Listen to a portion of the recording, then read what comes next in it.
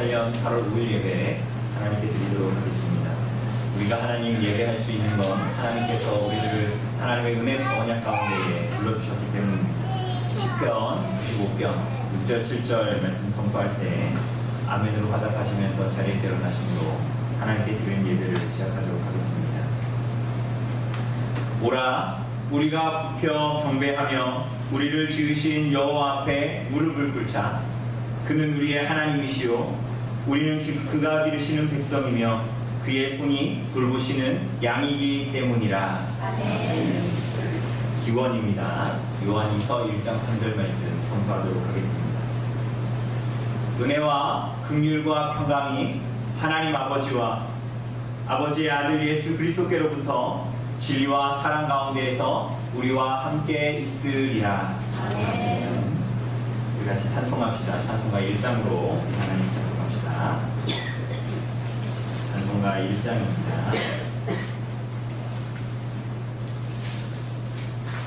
찬송가 1장으로 찬송합시다.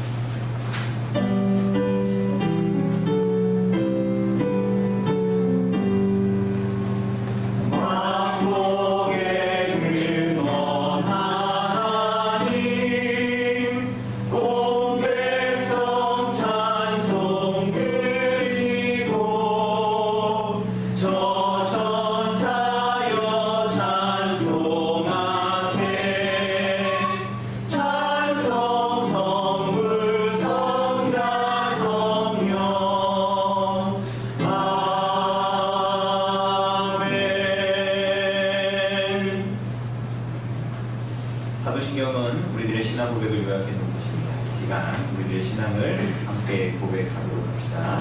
우리가 무엇을 믿습니까? 전능하사 천지를 만드신 하나님 아버지를 내가 믿사오며 그 외아들 우리 주 예수 그리스도를 믿사오니 이는 성령으로 잉태하사 동정녀 마리아에게 나시고 본디오 빌라도에게 고난을 받으사 십자가에 못 박혀 죽으시고 장사한 지 사흘 만에 죽은 자 가운데서 다시 살아나시며 하늘에 오르사 전능하신 하나님 우편에 앉아 계시다가 저리로서 산자와 죽은 자를 심판하러 오시리라. 성령을 믿사오며 거룩한 공예와 성도가 서로 교통하는 것과 죄를 사하여 주시는 것과 몸이 다시 사는 것과 영원히 사는 것을 믿사옵나이다. 아멘. 시간 신약 공독하도록 하겠습니다. 오늘 신약 공독 본문은 히브리서, 신약 성경 히브리서 2장입니다. 제가 가진 성경으로 신약 성경 354쪽에 있습니다. 354쪽 히브리서 2장 제가 공부해 드리도록 하겠습니다. 그러므로 우리는 들은 것에 더욱 유념함으로 우리가 흘러 떠내려가지 않도록 함이 마땅하니라. 천사들을 통하여 하신 말씀이 경고하게 되어 모든 범죄함과 순종하지 아니함이 공정한 보응을 받았거든. 우리가 이같이 큰 구원을 등한히 여기면 어찌 그 보응을 피하리요. 이 구원은 처음에 주로 말씀하신 바요 들은 자들이 우리에게 확증한 바니 하나님도 표적들과 기사들과 여러가지 능력과 및 자기의 뜻을 따라 성령이 나누어 주신 것으로서 그들과 함께 증언하셨느니라.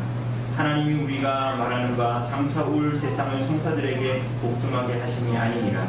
그러나 누구인가가 어디에서 증언하여 이르되 사람이 무엇이기에 주께서 그를 생각하시며 인자가 무엇이기에 주께서 그를 돌보시나이까.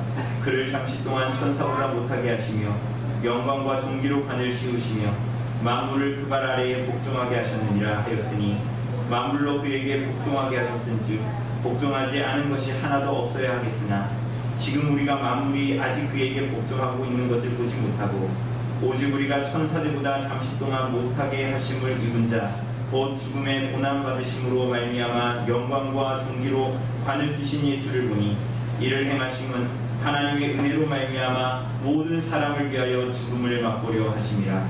그러므로 만물이 그를 위하여 또한 그로 말미암으니가 많은 아들들을 이끌어 영광에 들어가게 하시는 일에 그들의 구원의 창시자를 고난을 통하여 온전하게 하심이 합당하도다.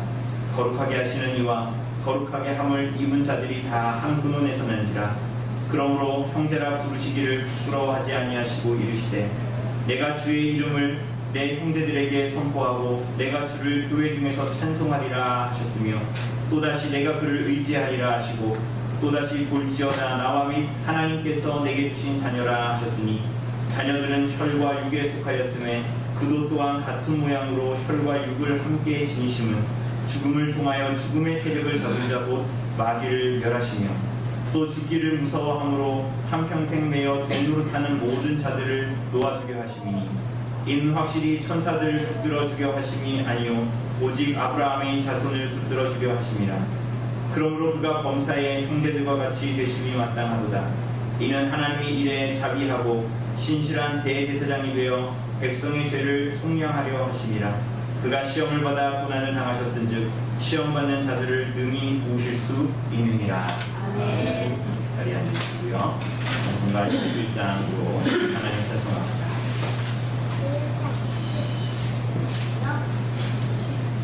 찬송가 21장입니다.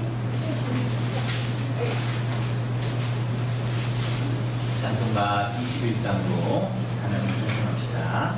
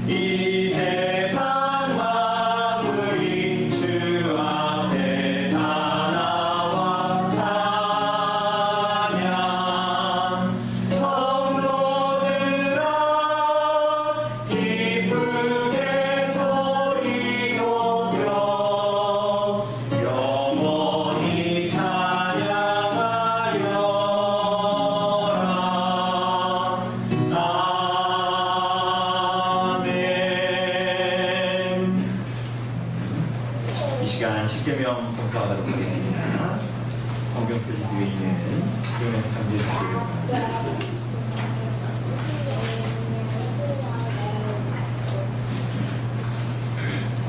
큰 글씨는 제가 읽고 작은 글씨는 선생님들이 읽으시면 되겠습니다. 하나님이 이 모든 말씀으로 말씀하여 이르시되 나는 너를 애굽 땅 종되었던 집에서 인도하여 낸 내 하나님 여호와니라. 제1은 너는 나 외에는 다른 신들을 내게 두지 말라. 제2는 너를 위하여 새긴 우상을 만들지 말고 또 위로 하늘에 있는 것이나 아래로 땅에 있는 것이나 땅 아래 물속에 있는 것에 어떤 형상도 만들지 말며 그것들에게 절하지 말며 그것들을 섬기지 말라. 나의 하나님 여호와는 질투하는 하나님인 줄 나를 미워하는 자의 죄를 앞에 아버지로부터 아들이로 3, 4대까지 이르게 하거니와 나를 사랑하고 내 계명을 지키는 자에게는 천대까지 은혜를 베푸느니라. 제3은 너는 내 하나님 여호와의 이름을 망령되게 부르지 말라. 여호와는 그의 이름을 망령되게 부르는 자를 죄 없다 하지 아니하리라. 제4는 안식일을 기억하여 거룩하게 지키라. 엿새 동안은 힘써 내 모든 일을 행할 것이나 일곱째 날은 내 하나님 여호와의 안식일이거든. 그러나 내 아들이나 내 딸이나 내 남편이나 내 여종이나 내 가축이나 내 인간의 먹는 일에 대하고 아무 일도 하지 말라. 이는 엿새 동안에 나 여호와가 하늘과 땅과 바다와 그 가운데 모든 것을 만들고 일곱째 날을 쉬었습니다. 그러므로 나 여호와가 안식일을 복되게 하여 그날을 거룩하게 하였느니라. 제9는 내 부모를 공경하라. 왜냐하면 내 하나님 여호와가 내 준 땅에서 내 생명이 되리라. 제6은 살인하지 말라. 제7은 간음하지 말라. 제8은 도둑질하지 말라. 제9는 내 이웃에 대하여 거짓 증거하지 말라. 제10은 내 이웃의 집을 탐내지 말라. 내 이웃의 아내나 내 남편이나 그의 여종이나 그의 소나 그의 아이나 그는 내 이웃의 소유를 탐내지 말라. 아멘. 시간 우리의 부르게 시간에 갖도록 하겠습니다. 하나님께서 이 계명을 우리에게 주시고 우리의 계명을 통하여서 하나님이 어떠한 분이신지를 알게 하셨습니다. 그리고 이 계명의 순종함으로 말미암아 우리가 하나님을 드러내고 하나님을 증거하도록 삶의 규례로 신구약의 모든 교회들에게 이 계명들을 허락하여 주신 것입니다. 그래서 예수님께서 이 계명을 하나님을 사랑하고 이웃을 사랑하라는 주의 계명으로 우리들에게 말씀하셨습니다. 우리가 이 시간 이 계명에 비추어지는 일들의 하나님 앞에 고백하며 나아갑시다. 우리들의 죄를 고백하고 우리들의 존재의 부패를 고백하고 하나님께 오늘 이 시간도 은혜와 긍휼을 구하는 심령으로 죄의 고백의 시간을 갖도록 하겠습니다.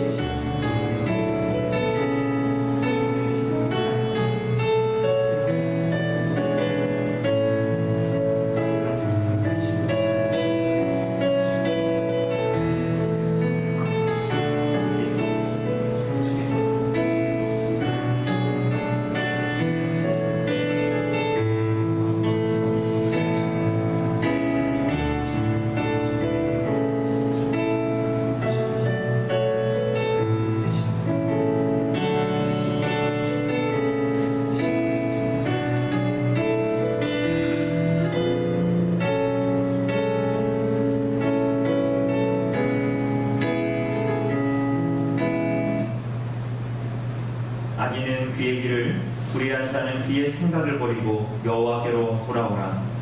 그리하면 그가 긍휼히 여기시리라. 우리 하나님께로 돌아오라. 그가 너그럽게 용서하시리라. 우리 시간 감사의 찬송 드립시다. 우리 시편 116편 시편 116편 1절에서 5절 찬송합니다.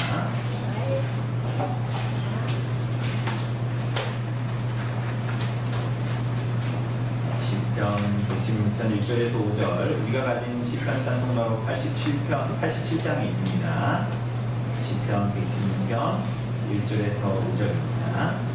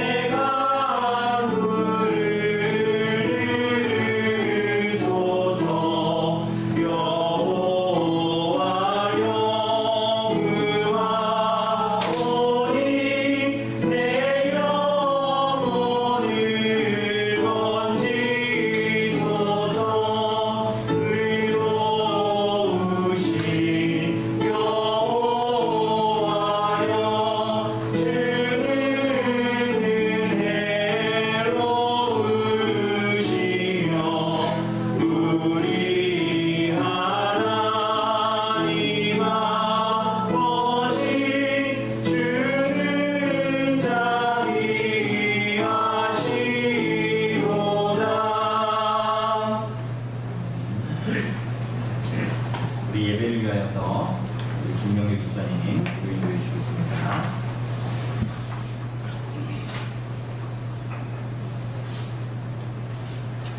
거룩하신 하나님 아버지, 귀한 이 시간 예배를 허락하시고 영광과 찬양을 받아주시니 진심으로 감사드립니다. 이 시간 저희에게 지혜를 주셔서 말씀을 깨닫게 하시고 성도들의 신앙이 날마다 성장할 수 있도록 도와주시고 이 시간 예배를 통하여 주님의 사랑이 충분히 나타나서 사랑의 주님, 지난 한 주간 말씀에 응도해 주지 못하고 주님의 영광을 가리는 추악함을 용서해 주시고 주님의 노력을 위하여 주님을 향한 저희들의 믿음과 신앙이 더욱더 강건케 하옵소서. 성도의 심령이 오직 성령의 불을 충만케 하시고 충만하게 인도하여 주시옵고 이 땅의 모든 길들이 말씀과 사명을 하여 세상의 빛과 소금의 역할을 감당하게 하옵소서. 단위에 세우신 목사님을 강건케 하시고 속도되는 말씀을 통하여 저희들의 삶이 변화되게 하시고 죄와 싸워 승리하는 삶이 되게 하옵소서. 거룩하신 예수 그리스도의 이름으로 기도드립니다. 아멘. 우리 하나님 말씀입니다. 오늘 주시는 하나님 말씀은 누가복음입니다. 누가복음 7장. 누가복음 7장 31절에서 35절까지의 말씀입니다.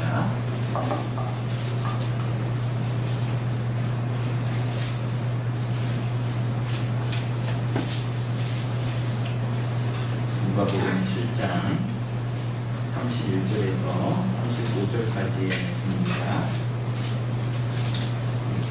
제가 공부드리도록 하겠습니다.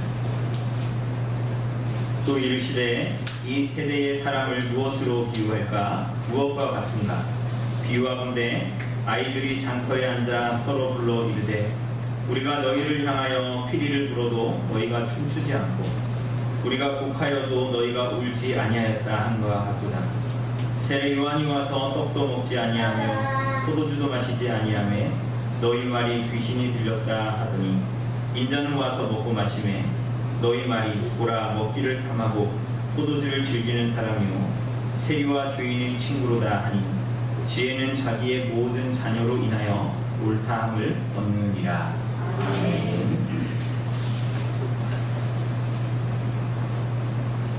오늘 사랑하는 여러분, 우리가 오늘 이 보는 본문은 우리가 예수님의 비유 15번째를 보는데요.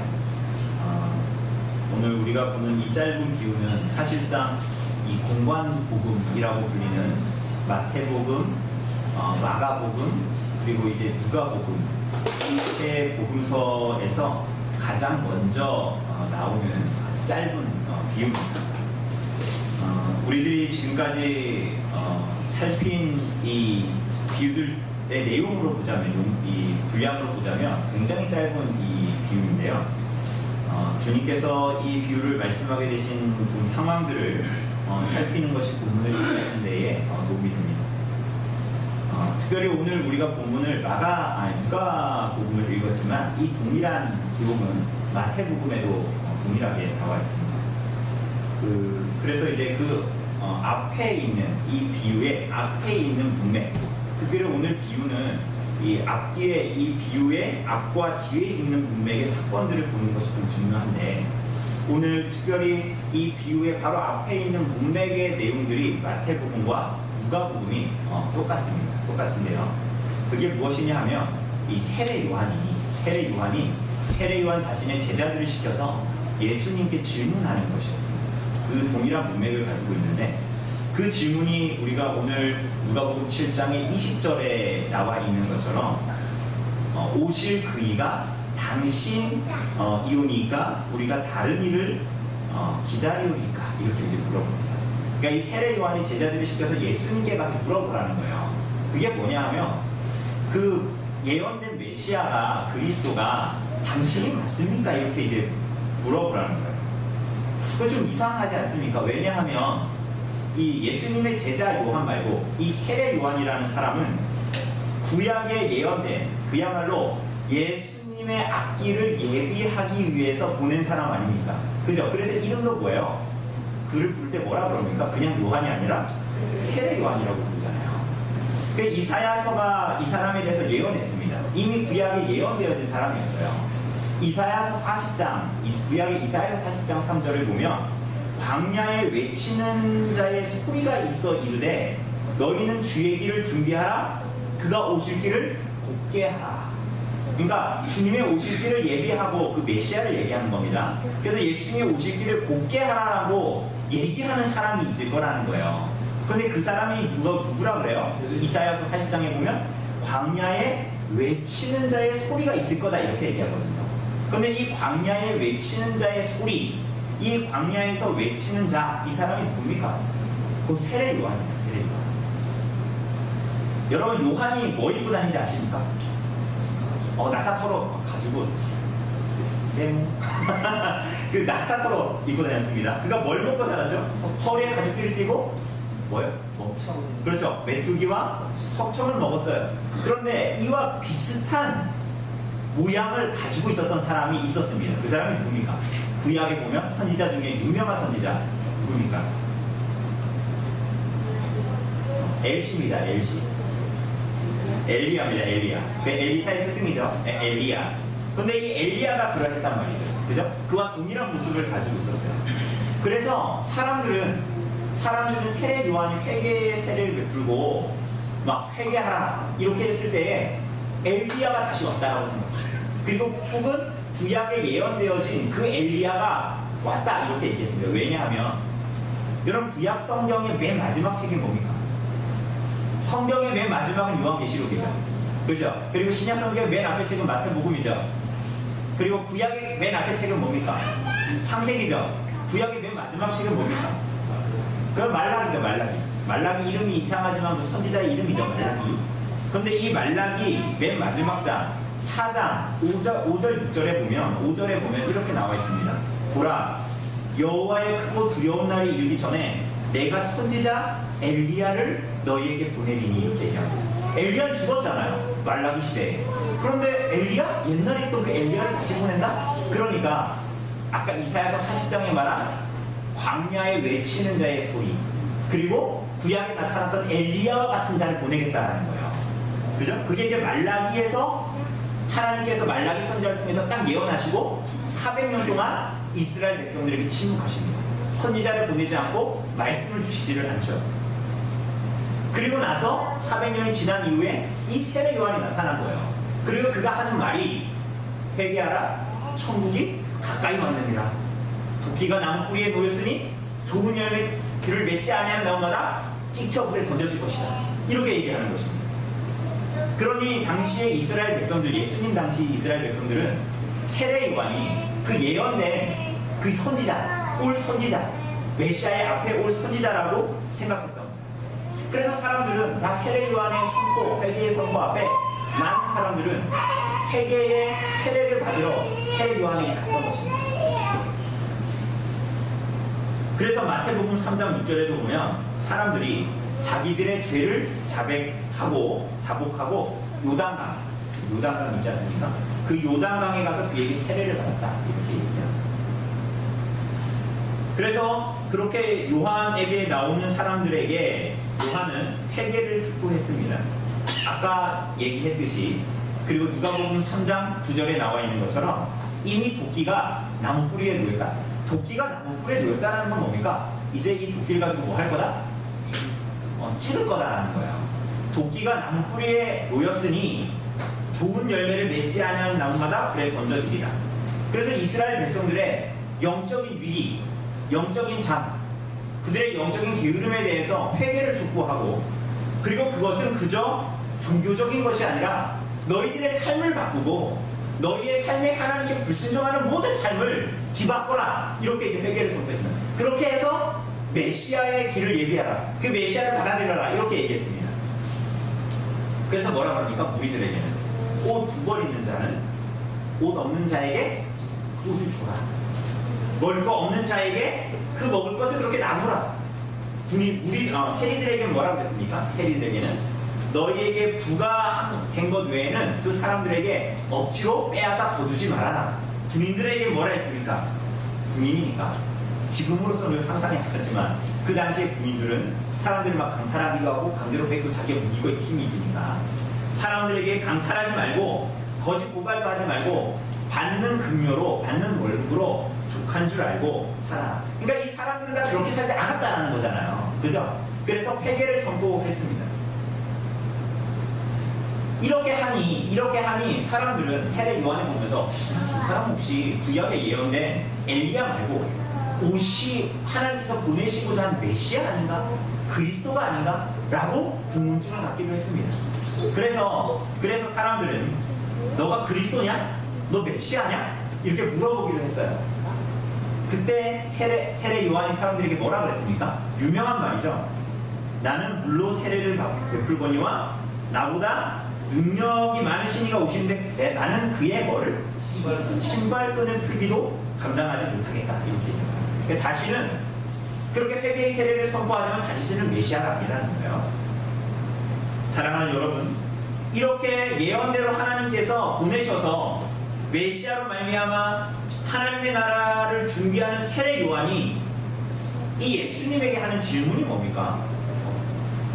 이 정도로 예수님의 앞길을 예비한 자로 보냄을 받았으면 이런 질문 안 할 것 같잖아요. 그런데 예수님을 앞에 두고 하는 말이 뭡니까? 오실 그 이가 당신인가? 이렇게 물어보는 거예요.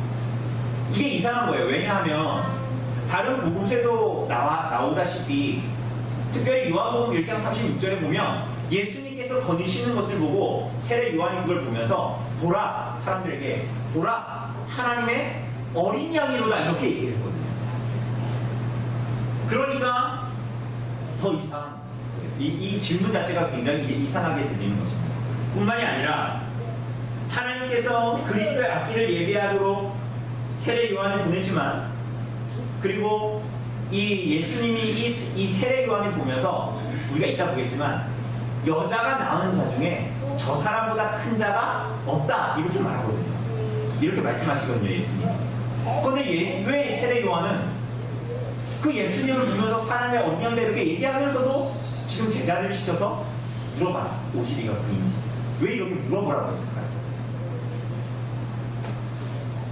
예수님이 친히 말씀하시기를 여자가 낳은 자 중에 이보다 큰 자가 없지만 이 세례 요한은 구약에 속한 선지자의 맨 마지막 사람이었어요. 그러니까 예수님이 오심으로 말미암아 새로운 언약의 시대, 그게 무슨 시대입니까? 신약의 시대입니다. 그런데 이 세례 요한은 어디에 속한 사람이에요? 예수님을 눈으로 보고 목격하지만 이 사람은 여전히 옛 시대, 구약에 속한 이 구약에 속한 마지막 선지자예요. 그렇기 때문에 이 옛 시대, 구약의 한계를 가지고 있는 사람이다라는 것을 우리는 알게 돼요. 그러니까 이 예수님을 세례 요한은 봤지만 그 세례 요한은 마치 구약에 여전히 속해 있는 사람이다. 그래서 예수님께서 우리가 오늘 누가복음 7장의 28절 보면 그러나 여자가 낳은 자 중에 요한보다 큰 자가 없지만 그러나 하나님 나라에서는 극히 작은 자라도 이 사람보다 크다 이렇게 얘기합니다. 굉장히 이상한 말입니다. 예수님이 이렇게 말씀하셨다고요. 세례 요한보다 여자가 나온 적이 큰 자가 없어. 그러나 이제부터 나로 말미암아 하나님의 나라가 도래하게 될 것인데 그 하나님의 나라에서는 지극히 작은 자도 이 사람보다 크겠다 이렇게 얘기합니다. 이게 무슨 말씀입니까? 그러니까 이 세례 요한은 마치 구약에 비유하자면 여러분 구약의 선지자 중에 유명한 사람 누구 있습니까? 여러분들이 아는 거슬러 올라가서 그래도 되게 유명한 사람이다. 예, 모세오경을 기록한 뭡니까? 모세죠, 모세. 그런데 이 모세가 가나안 땅까지 이스라엘 백성들을 인도했죠. 모세가 가나안 땅에 들어갔습니까? 들어가지 못했어요. 그 땅을 바라봤지만 그가 거기까지 인도했지만 하나님의 구속의 경륜 안에서 그는 그 땅을 바라보고 그러나 그 땅에 들어가지 못했습니다. 마치 그와 같이 이 세례 요한은 새 시대를 바라보고 그리스도를 증거하고 그리스도가 저분이시다라고 말하지만 그는 그 예수 그리스도로 말미암는 새 언약의 시대 그 속의 사역 그 정치 정점과 성취를 맛보지는 못한 구약의 시대에 속해 있는 사람이다라는 것이에요. 여러분 그렇다면 여러분 그러면 구약에 속한 이 세례 요한이 마지막 선지자라면서요. 그죠? 그러면 그가 얘기했던 그가 맡았던 하나님의 말씀은 그러면 하나님의 뜻을 완전히 드러내지 못하고 명백하지 못했나요? 세례 요한 그 앞에 있었던 수많은 선지자들이 하나님의 말씀을 받아서 선포하고 말했던 그 말씀은 하나님의 말씀이 아니거나 혹은 명확하지 않았나요? 그렇지 않았죠. 오히려 구약에 속한 율법 그리고 선지자들이 증거한 그 증거는 너무나 명백한 것이라서 하나님 앞에 아무 핑계를 할 수 없는 구약의 선지자라서 그 말씀이 부족했습니다. 이렇게 핑계할 수 없는 너무나 명확하고 명백한 한 얘기가 뭡니까?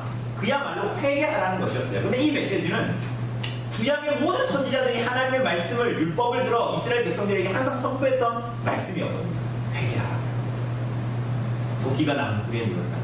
그런데 여러분 그에 대한 이스라엘 백성들의 반응이 어땠습니까? 반응이 어땠습니까? 많은 사람들이 택한 자들이 와서 회개하고 회개의 세례를 받았지만 수많은 이스라엘 백성들의 반응은 회개에 응답하지 않는 거였어요. 그러니까 말씀을 듣고 이쪽 뒤로 듣고 이렇게 흘려 나가는 거예요. 실제 그의 삶은 변화하지 않은 것이었어요. 왜냐하면 수많은 이스라엘 백성들과 교회들이 다 그랬거든요. 그런데 세례 요한도 그러했어요. 세례 요한 때의 이스라엘 백성들. 하나님께서 선지자들을 보내 말씀을 주심에도 불구하고 이 이스라엘 백성들의 반응은 완고함, 완악함, 악의적인 태도, 그의 삶을 변하고 회개시켜 돌이켜 하나님 앞에 나가지 않는 삶이었어요. 그래서 세례 요한을 조롱했어요. 여러분 오늘 본문 18절을 보면 세례 요한이 와가지고 하는 말이 아니죠. 18절이 아니죠. 32절에 보면 이렇게 얘기합니다. 세례 요한이 특히 33절 세례 요한이 와서 뭐래요? 떡도 먹지 않고 포도주도 마시지 아니하매 너희 말이 그가 뭐가 들렸다? 귀신 들려서 그렇다라는 거예요. 그러니 이 세례 요한이 메뚜기와 사청을 먹고 사람들의 일상의 생활 여러분 사람들이 그때 당시에 낙타 털어놓고 뭐 허리 띠를 띠고 이렇게 다녔겠습니까? 메뚜기와 사청 가끔 어디 놀러 가서나 먹는 거겠지. 그걸 주식으로 먹겠어요. 우리 전에 먹었던 뭐 무화과 그죠? 뭐 그런 거 먹지 않았겠습니까? 그죠? 떡 먹고 빵을 빌려서 먹고 그렇게 하지 않았겠습니까? 그런데 여기에 나오는 이 요한은 먹지도 마시지 않았어요. 일상의 사람들이 하는 것을 하지 않았단 말이죠. 왜 그렇게 했을까요? 회개하라는 거예요. 하나님 나라 앞까지 너희가 그렇게 먹고 마시고 장가지고 시집가고 그럴 때가 아니라는 거예요. 그리스도께서 오셨단 말이죠.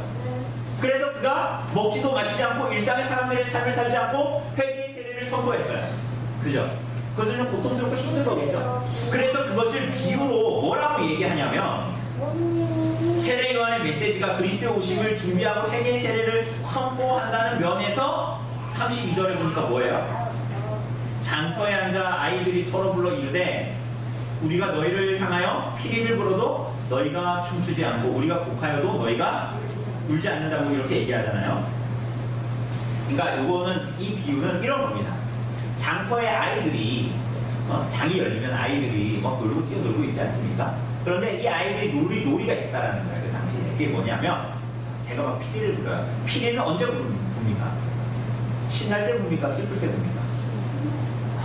신날 때 부르겠죠. 신날 때 부르는데 그 피리를 불면 한 무리 아이들이 피리를 불면 한 아이들은 뭐 해야 되는 거야? 마치 이 게임처럼 피리를 불면 이 아이들은 저거다 그러면 막 춤을 춰야 되는 거지. 그런데 이 아이들이 한편의 아이들이 또 다음 문제 막 곡을 해. 그러면 이 한편의 아이들이 그걸 보고 뭘 해야 되는 거야? 막 가슴을 치면서 막 애통해하는 장례식의 모습을 보여줘야 돼요. 그런데 오늘 본문에 보면 세례 요한의 이런 회개의 메시지를 한다는 면에서 장례식에 비유하는 거예요. 그러니까 이 장터에 있는 아이들의 비유를 얘기할 때 하나는 피리를 보니까 이 결혼식이고 하나는 울며 애곡하니까 장례식을 비유한다는 거예요. 그런데 여기서 중요한 게 뭐냐면 이스라엘 백성들이 요한의 회개에 대해서 뭐라고 반응했냐면 우리가 슬피 울어도 너희가 가슴을 치지 아니한다 하면서 불평하는 아이들 같다라는 거예요. 그러니까 막 이렇게 막 애국을 했어요. 그럼 얘네들은 막 가슴을 치면서 막 이런 걸 반응을 해야 되는데 야 우리가 이렇게 애국하는데 니네 왜 그 반응 안 보여? 이런 식으로 세례 요한에게 말했다는 거예요. 불평했다는 거예요. 자신들이 원하는 반응을 세례 요한이 보여주지 않았다는 거예요.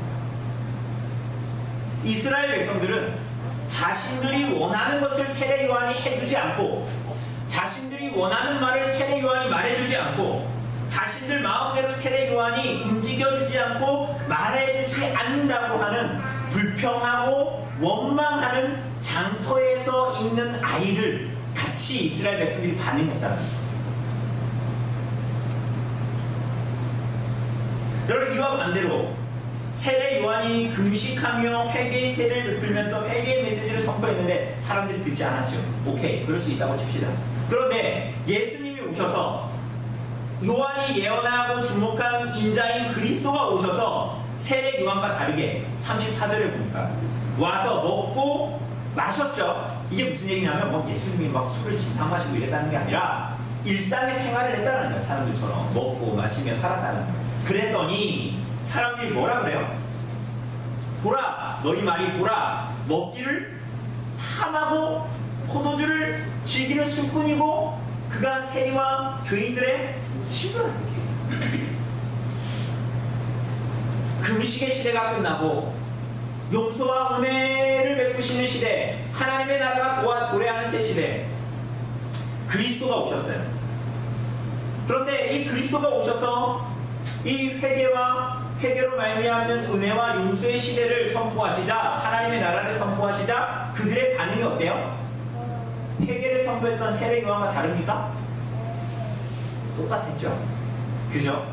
여전히 불평하고 원망하고 완고하고 완악하며 그들의 삶을 돌이키지 않았습니다.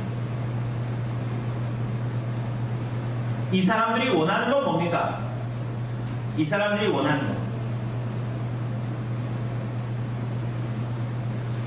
너희를 향하여 피를 불어도 너희가 춤추지 않고, 그러니까 이 사람들이 원하는 건 우리 장단에 세례 요한이든 예수님이든 우리가 원하는 걸 해주기를 원하는 거예요. 이 사람들.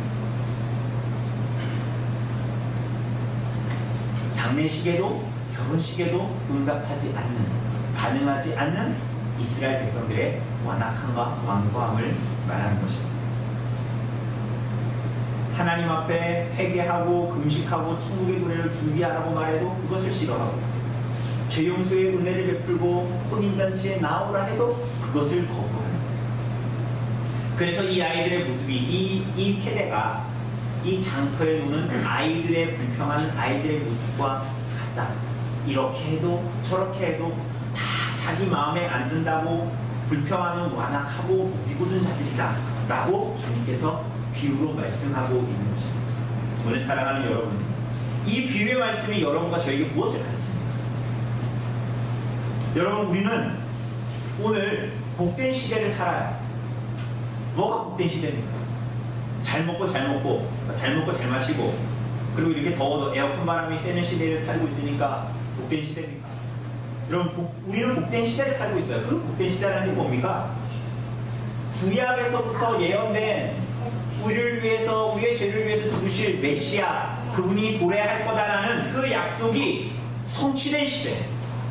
그래서 그 약속되어진 메시아가 이 땅에 오셔서, 몸을 입고 이 땅에 오셔서 고난 받으시고 우리를 위해서 십자가에서 죽으심으로 말미암아 우리에게 주어져야 할 모든 진노, 여러분과 저에게 부어져야 할 하나님의 진노가 모두 십자가상에 예수 그리스도께 쏟아 부어져서 본질상 진노의 자녀였던 여러분과 제가 그 사탄의 모든 세력에서 벗어나 하나님의 나라에 들어가 하나님과 화목된 자가 되었다라는 거 아니에요. 여러분, 그것을 맛보는 시대입니다. 그것을 구약의 백성들처럼 그림자처럼 유월절, 수많은 제사 뭐 그런 것으로만 맛보는 시대가 아니라 이미 그 약속의 성취가 이루어진 시대에 우리가 살고 있는 복된 시대를 살고 있어요. 여러분, 그 예수님이 오셔서 그저 그 일만 하고 가신 것이 아니라, 그리고 나서 그저 우리들을 버려두신 것이 아니라 그리스도를 머리로 하는 교회를 주시고, 그 교회에 성령을 보내셔서 우리와 함께 계시고, 성령께서 우리들을 인도하시고 보호하시고 다스리시는 시대, 그리고 우리로 하여금 교회의 지체가 되도록 부르신 시대, 그 시대에 우리가 살고 있어요. 여러분, 그런데 우리가 그런 복된 시대를 살고 있다고 해서 모두 다 그 모든 사람이 이 은혜를 입는 것이 아니다라는 거예요. 고린도전서 1장 23절 이하에서 말하는 것처럼 복된 시대가 왔음에도 불구하고 사람들은 어두워져서 이 복된 시대에도 교회의 머리이신 그리스도를 보지 못합니다. 예수 그리스도께서 십자가상에서 이루신 구원을, 또 그분을 정말 믿어서 구원받게 되는 그 믿음의 그 도를, 진리를, 십자가의 도를 미련한 것으로 보이고, 그것을 믿는 것이 아둔해 보이고, 그것이 어리석어 보여 그것을 조롱하고 배척하는 그러한 사람들이 있다.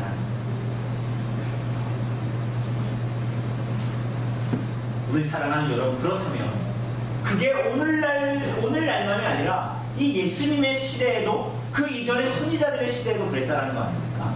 그렇다면 여러분, 그 사역들이, 세례 요한의 이 사역들이 다 헛된 대로 돌아갑니까?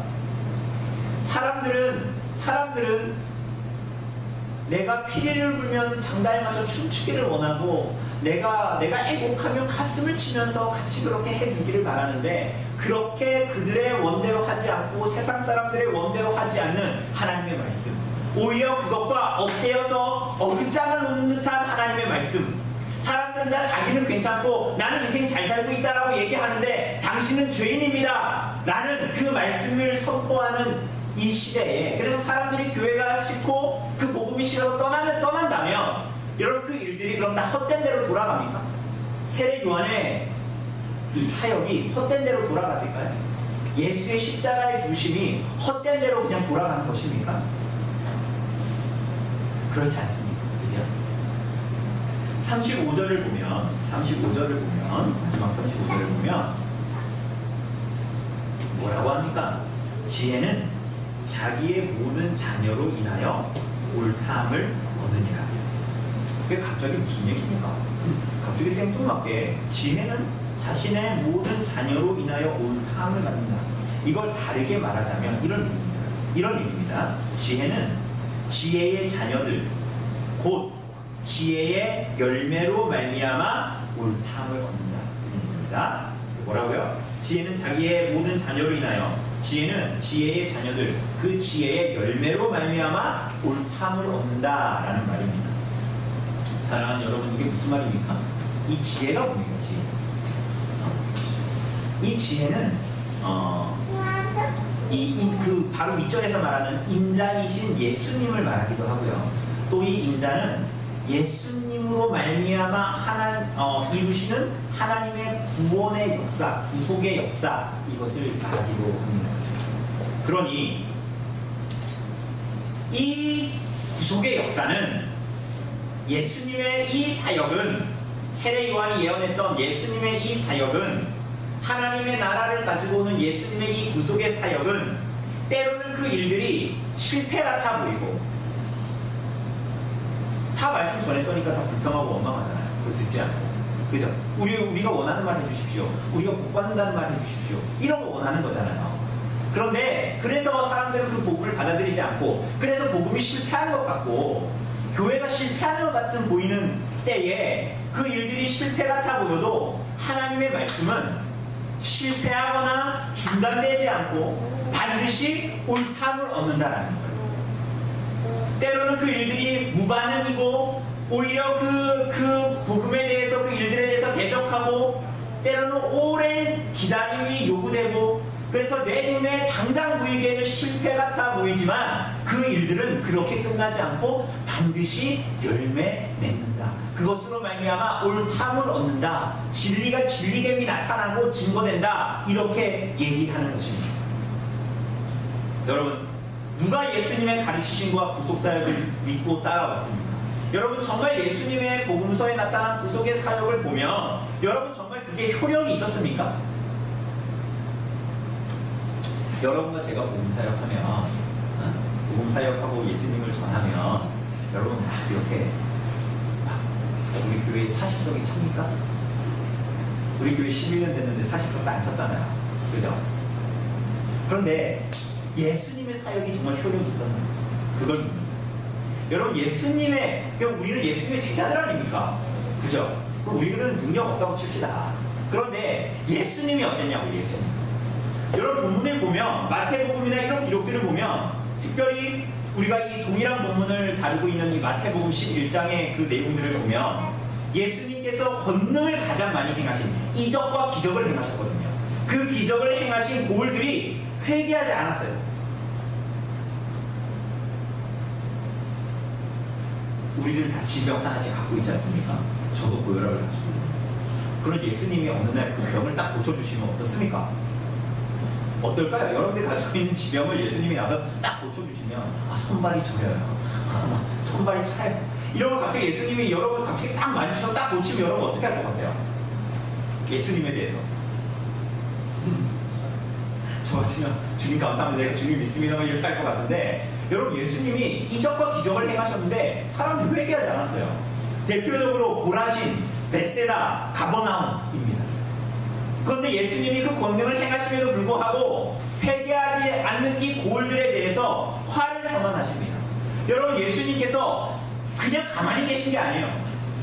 그 3년 반 동안 공생애를 사시면서 각 마을과 각 촌에 두루다니시면서 말씀을 전하셨습니다. 말씀의 본체이신 그분이 말씀을 전하셨어요. 여러분과 저처럼 예수님이 그랬습니다 라는 게 아니라 하나님의 나라가 그렇더랍니다가 아니라 하나님의 나라가 이렇다라고 하나님의 나라의 주인이 가서 말씀을 전했어요. 그죠? 각 마을과 각 촌에 하나님의 말씀을 전했고 수많은 이적과 기사를 행하셨어요. 제자들을 보내셨습니다. 복음을 전하게 하셨습니다. 하나님의 나라의 권능을 드러내셨어요. 그런데 이 사람들이 어떻게 했어요? 자신의 완고함과 완악함을 버리지 않고 회개하지 않았어요. 여러분, 어떻게 예수님이 복음을 전하셨는데 그런 일이 벌어질 수 있을까요? 여러분, 오늘 본문에 누가복음의 앞에 단락들을 보면, 앞 문맥을 보면 바리새인과 율법 교사들은 세례 요한이 선포하는 그 복음에 대해서, 그 메시지에 대해서 그 메시지를 거부합니다. 어떻게 그럴 수 있습니까? 바리새인과 율법 교사들 하나님 말씀을 아는 사람들입니까? 모르는 사람들입니까? 잘 아는 사람들이죠. 그죠? 외우는 사람들이죠. 그죠? 그걸로 사람들이 가르치는 사람들이죠. 그런데 세례 요한이 율법을 가지고 하나님의 말씀을 선포했는데 그 메시지를 받아들이지 않았어요. 뿐만 아닙니다.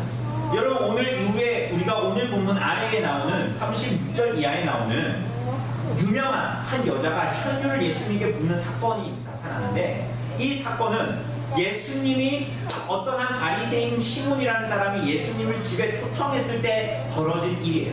그런데 예수님을 초청한 이 바리새인은 예수님이 들어오시자 발 씻을 물도 주지 않았어요. 이게 무슨 얘기냐면 여러분, 일반적으로 사람이 집에 오면 우리들은 뭘 대접합니까?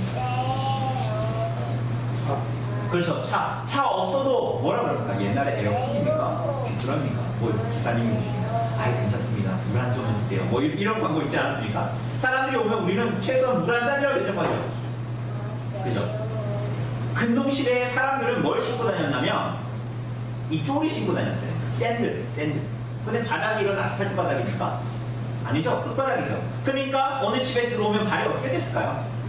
다 흙투성이 되겠죠. 그러니까 당연히 오면 우리나라 사람들 물 대접하는 것처럼 발 씻을 물을 대접하는 거예요. 혹시 노예가 있으면, 종이 있으면 그 주인의 발을 씻어주겠죠.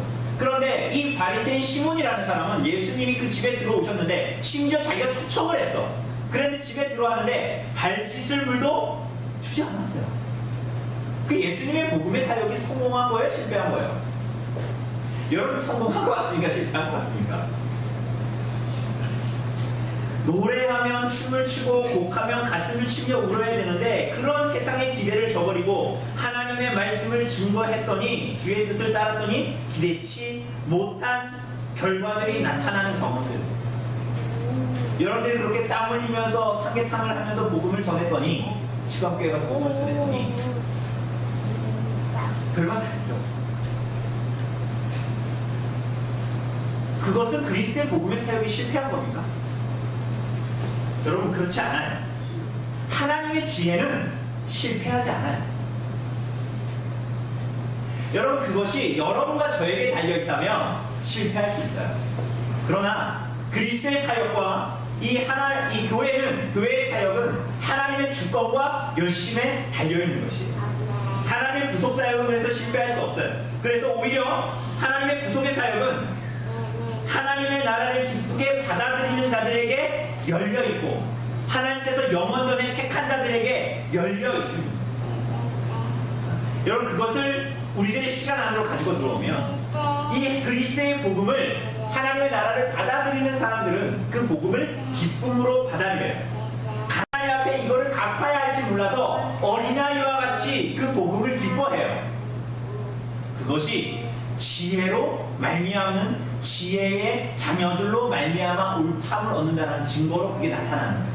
그러한 일이 벌어지는 거예요. 사랑하는 여러분, 지혜는 지혜의 열매로 말미암아 옳다함을 얻습니다. 하나님의 구속의 사역은 그 지혜의 열매로 말미암아 옳다함을 받습니다. 그렇다면 그 열매가 뭡니까? 우리들이 실패한 것 같아 보이는 현실을 살고 있음에도 불구하고 하나님의 구속사역이 오늘도 여전히 유효하다.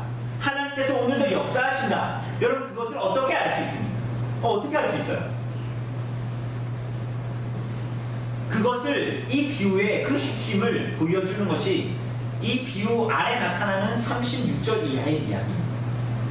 36절 이하를 보면 한 바리새인의 집에 예수님께서 들어가십니다. 그런데 그 집에 바리새인이 초청했는데 그 예수님이 들어오셨다는 것을 알고 그 집으로 들어오는 사람이 있어요. 그 사람이 누굽니까? 네, 여자죠, 여자. 여자입니다. 근데 여자인데 이게 무슨 여자냐면 죄 지은 여자. 그죠? 그러니까 39절에도 보면 어떠한 자, 그 여자가 죄인인 줄 알았습니다. 이 여자가 오니까 바리새인의 생각은 딱 거기에만 있는 거예요. 야, 예수님이 선지자 아니야. 그 예수님이 선지자였으면 저 여자가 예수님한테 왔는데 그 여자 죄인인 줄 알고 이런 식으로 못하게 했을 텐데 이런 생각하고 있는 거예요. 그런데 어쨌거나 이 바리새인의 집에 한 여자가 들어와요. 그런데 이 여자는 마태복음에도 나타나지만 이 죄를 지은 여자, 이게 무슨 얘기입니까? 그 동네에 죄 지은 여자가 있다. 이게 무슨 얘기냐면 그 여자 이렇게 동네 사람들이 그 여자 하면 그 여자의 삶과 그 여자가 어떤 사람을 그 여자가 어떻게 살아왔는지를 다 아는, 그리고 오늘 본문은 아주 쉽게 그 여자가 죄인이다 이렇게 얘기해요. 그래서 이 여자를 창녀라고 부르거든요. 그죠? 그런데 이 여자가 뭘 합니까? 향료값을 줍니다. 값비싼 향료값을 줍니다. 이 향료값은 지금은 향수가 병에 들어있어 칙칙하면 그냥 이렇게 쓰지만 그때의 향료값은 그런 것이 아니에요. 한번 딱 깨뜨리면 이것은 그냥 한 번밖에 못 쓰는 귀한 향료값입니다. 그런데 그것을 가져와서 이 여자가 뭘 하냐면 예수님의 발에 엎드려서 그 예수님의 발에 눈물을 뚝뚝 흘려요. 그래서 그 눈물로 예수님의 먼지 묻은 그 발을 다 씻을 정도로 예수님 앞에 눈물을 흘리고 눈물로 예수님의 발을 적시고 그 발을 자기의 머리털로 닦아냅니다. 그리고 예수님의 그 발에 입을 맞추고 자신의 귀한 향유 옥합을 깨뜨려서 아낌없이 붓습니다. 이것이 예수 그리스도의 구속으로 말미암아 실패할 수 없는 하나님의 지혜입니다. 그 복음의 복된 소식에 완고하고 완악한 마음을 가진 사람들은 복음을 받고 복음을 감사하고 복음을 누리지 못하는 거예요. 오히려 그 일어난 일로 말미암아 하기에 바빠요. 그러나 그 구속의 복된 소식을 기쁨과 반격으로 받는 죄인들은 복음을 누립니다. 하나님의 지혜는 하나님의 지혜의 자녀로 대변되는 이 죄인인 한 여자를 통하여 이렇게 증거되는 거예요. 여러분 다시 한번 말씀드립니다. 하나님의 지혜는 이 하나님의 지혜의 자녀로 대변되는 하나님의 지혜의 열매로 대변되는 죄인이 이 한 여자로 말미암아 통하여 이렇게 증거되고 있는 거예요. 오늘 사랑하는 여러분은 어떻게 살고 있습니까? 하나님 앞에 어떻게 반응하며 살고 있습니까? 여러분은 하나님의 말씀을 여러분의 삶에 맞게 재단하고 잘라서 여러분의 삶에 용이하게 사용하려고 하고 있지는 않습니다. 마치 그렇게 예수님을 간보려는 듯이, 예수님을 사용하려는 듯이, 교회를 사용하려는 듯이 하나님과 교회를 대하고 있지는 않습니다. 여러분은 하나님과 그분의 역사에 대해서 피리를 부니 춤을 추고 슬피 우니 가슴을 쳐야 하지 않겠니? 라고 말하고 있지는 않습니까? 만약 여러분이 어떻게 해서든지 여러분의 삶에 나타나는 모든 존재와 여러분의 삶에 나타나는 모든 문제에서 하나님의 말씀에 반응하여 살기를 거부하는 자로 살고 있다면 여러분은 이와 같이 하나님을 만홀히 대하는 자로 살고 있는 거예요. 내가 하나님을 안다고 말은 하는데 여러분의 삶에 하나님의 말씀 앞에 반응하지 않고 살아가고 있다면 여러분은 오늘 본문에 나타나는 장터에서 그 놀이에 반응하지 않는다고 불평하는 아이들과 다를 바가 없는 삶을 살고 있는 사람들이에요. 여러분은 하나님의 뜻을 명확하게 보고 있음에도 불구하고 그게 구약의 선지자든 오신 그리스도께서 하신 말씀이든 너무나 하나님의 진리가 명확하게 드러나고 있음에도 불구하고 들음에도 불구하고 여러분의 완악함과 완고함으로 하나님의 말씀에 무반응으로 살아가고 있지는 않습니까?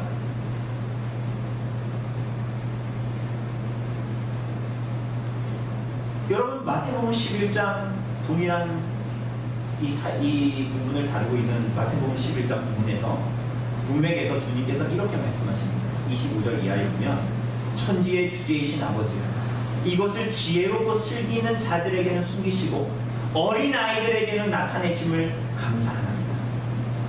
이게 무슨 말입니까?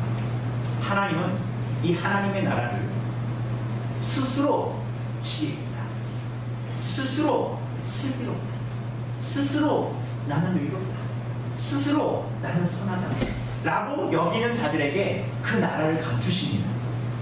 그럼 그 나라를 감추세요. 그런 사람들은 하나님의 나라를 누리지 못합니다. 하나님은 그러한 나라를 그들에게 허락하지 않으세요. 그러나 자신이 죄인임을 알고 자신이 죄인임을 하나님 앞에 고백하고 어린아이와 같이 그분의 은혜와 자비를 구하는 자들에게는 하나님의 나라를 허락하십니다. 그 나라를 누리게 하십니다. 여러분은 그 말씀 앞에 어떻게 반응하고 있습니까? 여러분은 어린아이와 같이 그 하나님의 말씀에 반응하고 있습니까? 순종하고 있습니까? 자신이 죄인임을 깨닫고 눈물로 그분께 감사하고 삶의 모든 것이 그분의 것이니 나의 귀한 향유 옥합을 깨뜨려 하나님께 주님을 사랑하고 주님께 고백하는 마음들이 우리 안에 있습니까? 여러분 그러한 중심으로 여러분의 인생을 살아가고 계십니까? 아니면 끊임없이 주의 말씀에 무반응으로 대처하고 계십니까? 여러분의 인생의 원함에 하나님과 교회와 그의 말씀이 붙어와야 된다라고 말하고 있지 않습니까? 내가 피리를 불면 하나님이 춤을 추고 내가 복을 하면 하나님도 애통해야 된다라고 생각하고 있지 않습니까? 오늘 사랑하는 여러분, 하나님의 나라는 그러한 자들의 것이 아닙니다. 하나님의 나라, 천국은 어린아이와 같이 하나님을 기뻐하는 자들의 것입니다. 여러분, 하나님의 나라는 어린아이와 같이 그분을 감사하고 사랑하고 기뻐하는 자들의 나라인 것입니다. 그래서 그러한 자들은 하나님을 사랑하기 때문에 말씀에 순종하기를 기뻐하는 것입니다. 말씀에 응하여 이 땅을 살아가기를 원하게 됩니다. 그들이 들어가는 나라가 하나님의 나라입니다. 그러한 자들이 나타나는 것이 하나님의 지혜가 실패함이 없다라는 것을 보여주는 명확한 증거인 것입니다. 그 하나님의 지혜로 말미암아 나타나는 자녀들, 하나님의 나라가, 하나님의 지혜가 실패함이 없다, 우리 눈에 보기에 어떠하든지 실패함이 없다라는 것을 보여주는 샘플 본보기가 오늘 향유 옥합을 깨뜨린 죄 많은 여인으로 말미암아 나타나고 있는 거예요. 말해지고 있는 거예요. 보여지고 있는 거죠. 오늘 사랑하는 여러분, 하나님의 구속의 사역은 예수 그리스도로 말미암는 구속의 사역은 실패하지 않습니다. 그분의 말씀대로 반드시 이루어지고 성취됩니다. 이제 중요한 것은 뭡니까? 여러분과 제가 어디에 속해 있는가? 여러분은 여러분의 삶에 예수님을 어디에 두고 계십니까? 여러분은 어디에 자리매김하고 계십니까?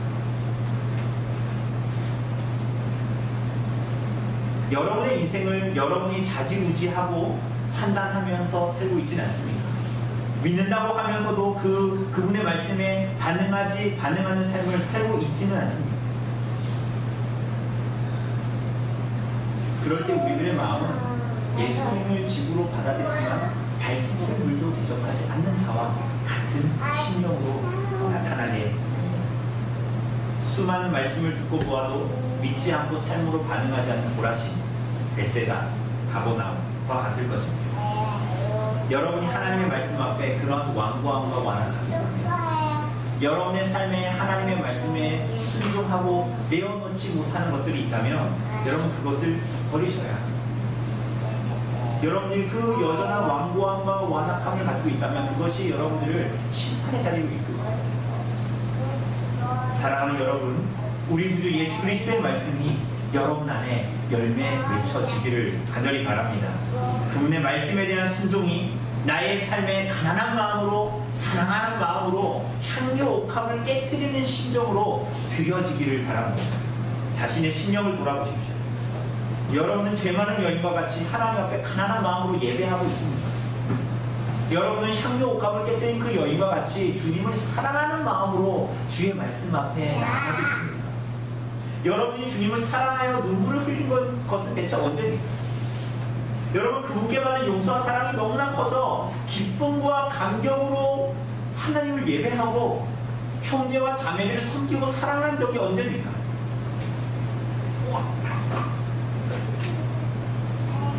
하나님의 구속사역은 실패하지 않는다고 하는데 여러분의 삶에 하나님의 구속의 사역이 성취되고 이루어지는, 진행되고 있다는 증거는 대체 뭡니까? 여러분은 하나님과 그분의 말씀과 교회를 정말 사랑하고 있습니까? 여러분 그래서 그게 예배당 와서 듣는 말씀이 아니라 여러분의 일상 다반사에서 여러분의 삶에서 하나님이 존귀함을 받고 있습니다. 그렇게 교회를 사랑하고 있습니까? 여러분의 형제와 자매를 그렇게 사랑하고 있습니까? 귀하게 여기고 있습니다. 하나님의 나라의 구속은 실패하지 않는데 그 증거는 뭡니까? 여러분의 삶에 나타나는 증거는 눈물로 발을 주시고 머리털로 그분의 발을 닦고 그분께 입 맞추기를 그치지 않는, 내게 가장 귀한 것으로 드려도 아깝지 않다.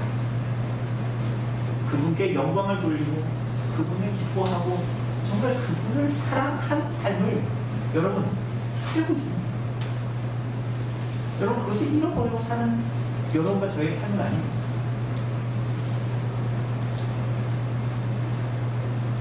사랑하는 여러분, 여러분의 삶에 지혜의 열매들이 풍성하게 나타나지기를 간절히 바랍니다.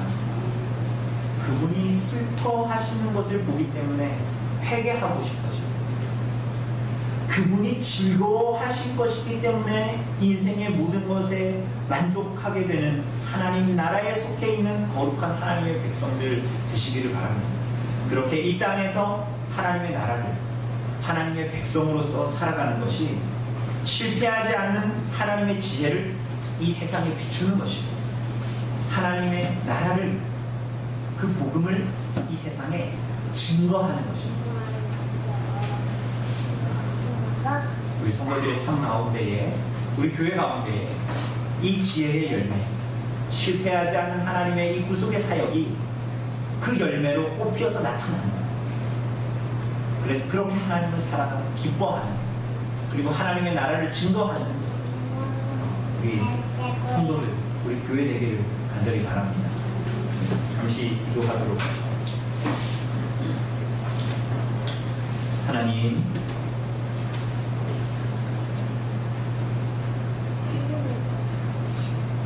우리가 하나님을 믿으라 하면서 하나님을 우리의 구주로 모시지 않고 말은 하지만 참 하나님을 우리의 하나님으로 모시지 않는 때가 얼마나 많은지 모르겠습니다. 하나님, 원하건대 우리 주님을 우리를 삶의 주인으로 모시고, 그것이 억지와 같은 것이 아니라 정말 우리들의 마음의 중심으로 주님을 사랑하기 때문에, 기뻐하기 때문에, 주의 은혜에 감격하기 때문에 정말 그렇게 살아갈 수 있는 그 귀한 향료값을 다 깨뜨려 주님을 사랑한 이 죄 많은 여인과 같이 우리들의 삶이 그렇게 드려질 수 있도록 인도하여 주시옵소서. 그래서 하나님의 실패하지 않은 구속의 사역이 우리들의 삶에 더욱더 풍성하게 드러나고, 우리들의 삶에 무엇보다 증거되고 명확하게 드러나고, 그로 말미암아 이 세상의 지혜의 열매로 말미암아 하나님의 나라가 증거되는, 하나님의 나라가 선포되는 귀한 성도들의 삶, 교회 되어질 수 있도록 하나님 은혜를 베풀어 주시옵소서. 이 모든 말씀 우리 주 예수 그리스도의 이름으로 기도드립니다. 이 시간 성찬, 우리 성찬 예식은 함께 좀 읽도록 하겠습니다.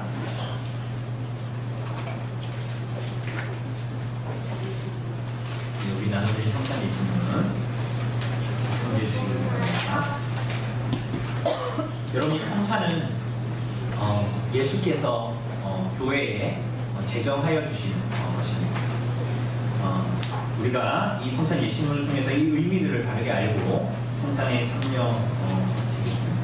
우리 첫 번째로 성찬 전에 자기를 살피는 일이 필요합니다. 우리 한번 같이 읽어보겠습니다. 주님의 성찬에 참여하여서 우리의 믿음이 굳세게 되려면 우리는 무엇보다도 성경에 비추어 자신을 살펴보아야 합니다. 첫째, 우리는 각각 자기의 죄를 깊이 생각하고 하나님이 진노하에 있음을 깨닫고 자신을 하나님 앞에 낮추어야 합니다. 둘째, 하나님의 확실한 약속을 믿고 있는지 우리는 자기의 마음을 돌아봐야 합니다. 오직 예수 그리스도께서 고난을 받으시고 죽임을 당하심으로 나의 모든 죄를 용서하시고 그리스도의 완전한 의를 우리에게 선물로 주신다는 하나님의 약속을 우리가 진실되게 믿고 있는지 살펴보아야 합니다. 셋째, 이제부터 우리는 감사하고 자기 모든 삶으로서 하나님을 섬기면서 살기로 결심한가, 그리고 이웃과 더불어 참된 사랑과 화평 가운데서 살기를 추구하는가 하는 것을 스스로 살펴보아야 합니다. 두 번째로 성도 여러분을 성찬에 초청하고 권면합니다. 같이 읽겠습니다. 하나님의 이름으로 자기의 죄를 회개하고 자기의 신앙에 대하여서 싸우고 하나님의 모든 계명을 따라 살기를 간절히 소원하는 사람은 모두 하나님께서 그리스도의 거룩한 상에 분명히 받아주실 것입니다. 비록 죄와 약함이 우리의 뜻을 거슬러서 우리 안에 여전히 남아있지만 그것 때문에 하나님께서 우리를 은혜로 받아주시고 이 천국의 양식과 음료에 참여하기에 합당한 사람으로 여겨주심을 막을 수 없다고 굳게 확신할 수 있습니다. 그러나 자기의 죄에 대해서 진정으로 애통하지 않고 회개하지 않는 사람은 그리스도의 나라에 참여할 자리가 없음을 선언합니다. 우리는 그러한 사람들은 성찬에 참여하지 말 것을 권고합니다. 그렇지 않으면 그들에 대한 심판은 훨씬 더 무거워질 것입니다. 세 번째, 성찬의 목적은 그리스도를 기념하는 것입니다. 같이 읽겠습니다. 그리스도께서 성찬을 제정하여 주시며 하시면서 이것을 행하여 나를 기념하라고 하셨으므로 우리는 그분을 기념하면서 성찬을 행하여야 합니다. 예수께서는 성부로부터 이 세상에 보내심을 받고서 우리의 몸과 피를 입으셨으며 처음부터 지상생애의 마지막까지 우리를 위하여서 하나님의 진노를 짊어지셨습니다.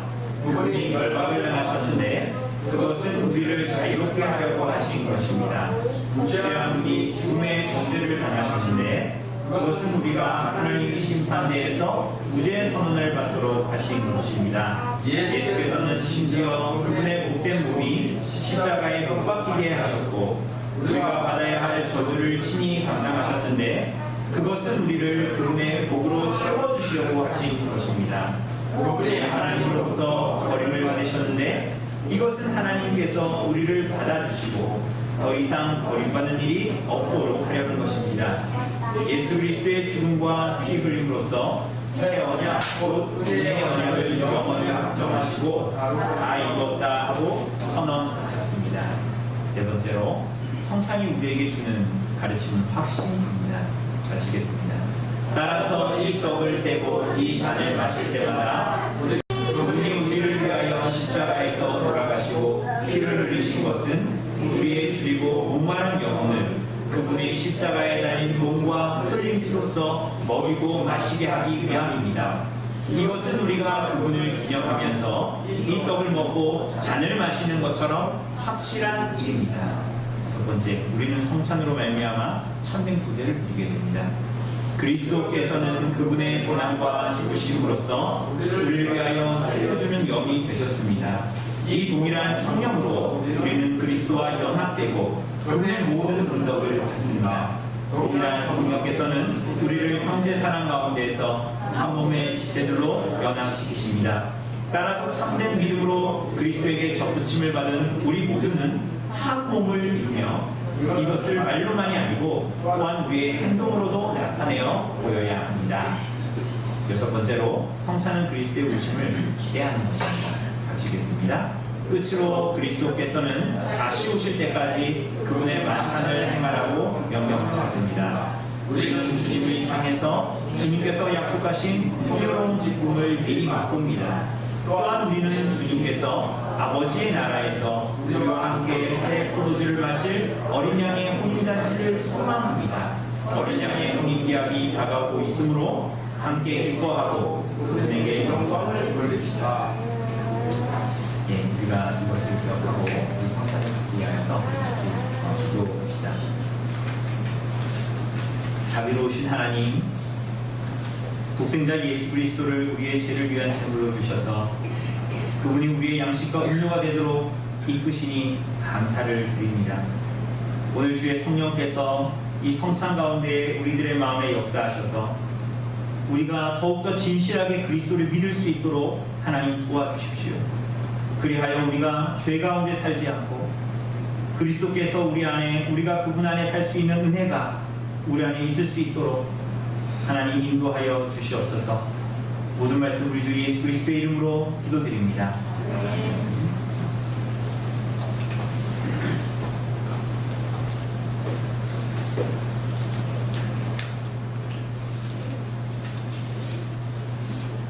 우리가 이 그리스도의 떡과 잔에 참여하기 위해서 우리가 하나님 우주 우편에 계신 예수 그리스도께 우리의 마음을 두고 그분을 바라보면서 이 성찬에 참여하시기를 바랍니다. 그리스도께서 이 떡과 잔으로 우리를 먹이시겠다라고 하신 이 약속을 믿음으로 받아들이시고 의심하지 않고 주의 말씀하신 그 말씀 그대로 받아들이시고 이 성찬을 누릴 수 있기를 바랍니다. 우리 세례교인으로서 엄별히 회원들 성찬상 앞으로 나와주시기를 바랍니다.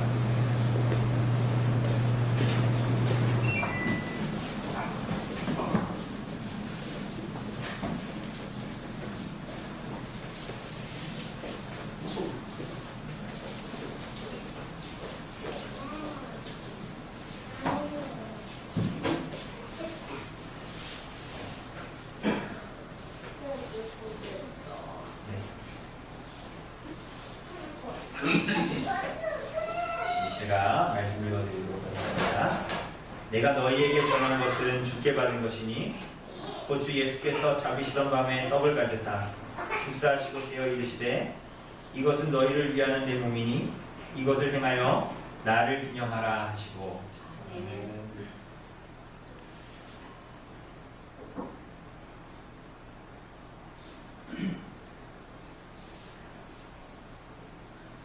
우리가 떼는 이 떡은 우리가 그리스도의 몸에 참여하는 것을 나타냅니다. 그리스도께서 십자가에 달려 죽으신 것이 하나님의 진노를 다 받아 십자가상에서 돌아가신 것이 우리의 저주, 우리의 죄의 사함을 위한 것임을 알고 이 떡을 믿음으로 받으시기를 바랍니다.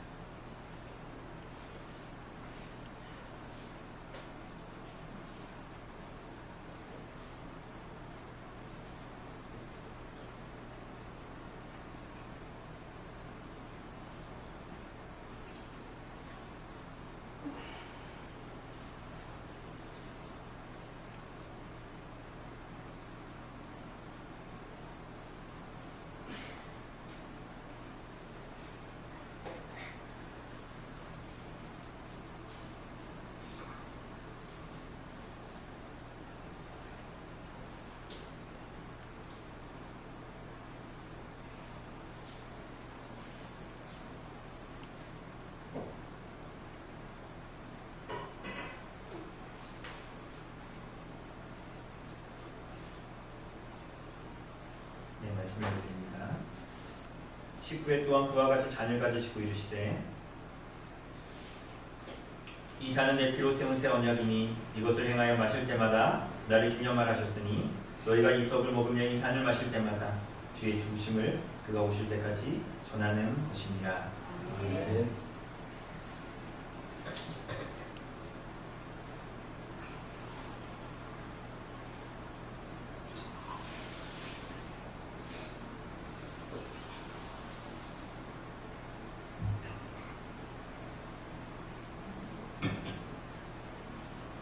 우리가 감사하는 잔 그리스도의 피에 참여하는 것입니다. 그리스도께서 십자가에 달려 그 피 흘리신 것은 우리들의 모든 죄를 위한 것임을 믿으시고 받으시기를 바랍니다.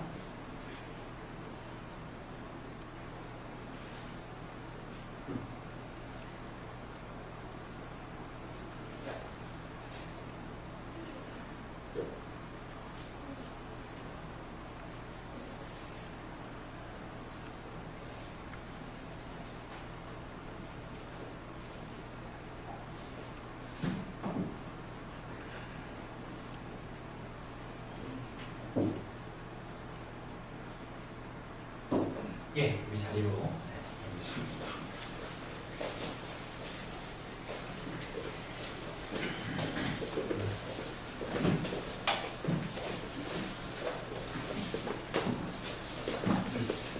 감사기도 하나님께 드립시다.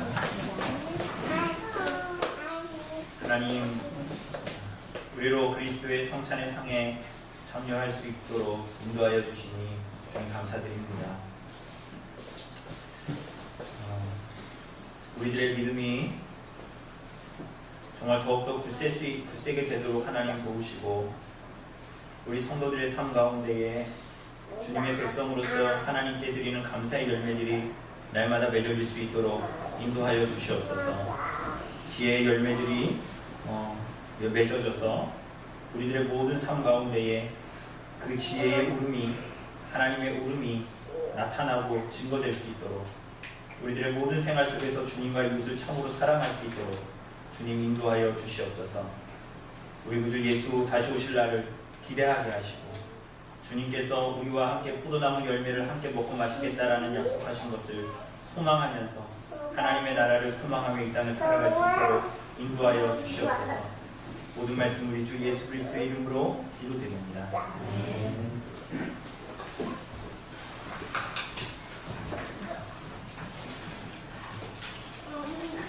우리 찬송가 216장 찬송하시면서 우리 준비하신 한번 성장하도록 하겠습니다. 216장입니다.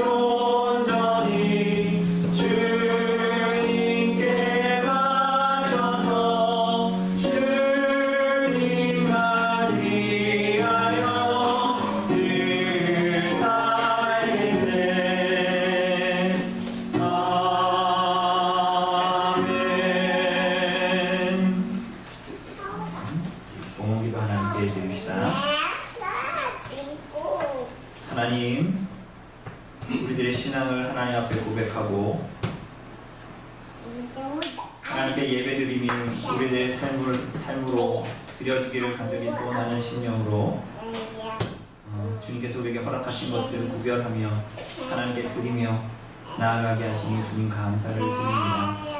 드림으로 끝나는 것 아니요 우리들의 삶이 모두 다 하나님께 그렇게 드려질 수 있도록 하나님께서 도우시고 하나님께 우리들의 삶을 드린다는 것이 의무와 억지가 아닌 하나님을 참으로 기뻐하고 사랑하고 은혜의 감격함으로 드리는 우리들의 삶이 되어질 수 있도록 하나님 인도하여 주시옵소서. 우리들의 성도들의 삶에 모든 부족한 것들, 영문간에 필요한 것들 하나님께 아뢰 때에 하나님께서 채워주시고 그 은혜를 누리면서 하나님께서 우리들의 아버지 되신다라는 것을 누리면서 이 땅을 살아갈 수 있도록 주님 우리들에게 은혜를 베풀어 주시옵소서. 모든 말씀 우리 주 예수 그리스도의 이름으로 기도드립니다. 우리 자리에서 일어나셔서 635장 하나님께 찬송합시다. 찬송가 635장입니다.